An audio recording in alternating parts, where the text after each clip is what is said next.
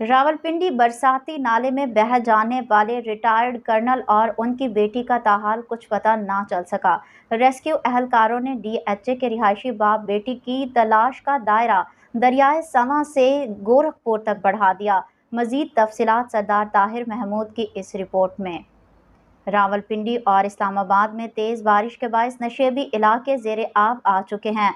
रावलपिंडी के निजी housing society में भी पानी दाखिल हो गया और मुल्हिका देहात भी जेर आब आ गए। इसी दौरान 64 साल रिटायर्ड कर्नल इसहाक काजी अपने 25 साल बेटे के हमरा गाड़ी में घर से निकले थे और जब उन्होंने बरसाती नाले के करीब से गाड़ी गुजारने की कोशिश की तो सड़क पर पानी का रेला गाड़ी को बहाकर ले गया।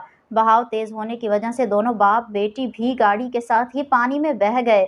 नाले में कार समेत बह जाने वाले अफराद गाड़ी से मदद के लिए लोगों को पुकारते रहे। रेस्क्यू हुकाम ने बताया कि पानी में बह जाने वाले अफराद की तलाश जारी है।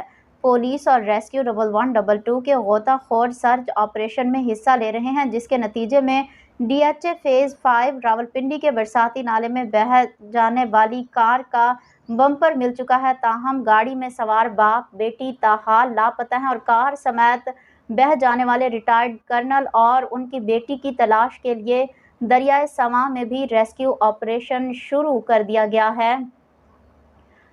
बताया जा रहा है कि दरियाए सवां में गिरने वाले नाले की जगह खाई का अमल रात 3 बजे तक जारी रहा। बारिश के बायस पानी का बहाव बढ़ जाने की वजह से रिटायर्ड कर्नल और बेटी का सर्च ऑपरेशन रात 3 बजे रोकना पड़ा, जो आज सुबह दोबारा शुरू कर दिया गया।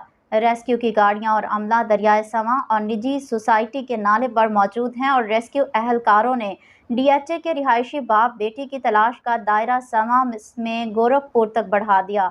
बताया जा रहा है कि शदीद बारिश के मुतासिर होने वाले गाँव में बाग, राजगान, खड़कन, सुहावो शामिल हैं, जबकि अडियाला सर्कल में बिस्किट फैक्ट्री चौक पर बारिश के पानी के बायस ट्रैफिक की रवानी मुतासिर हो गई।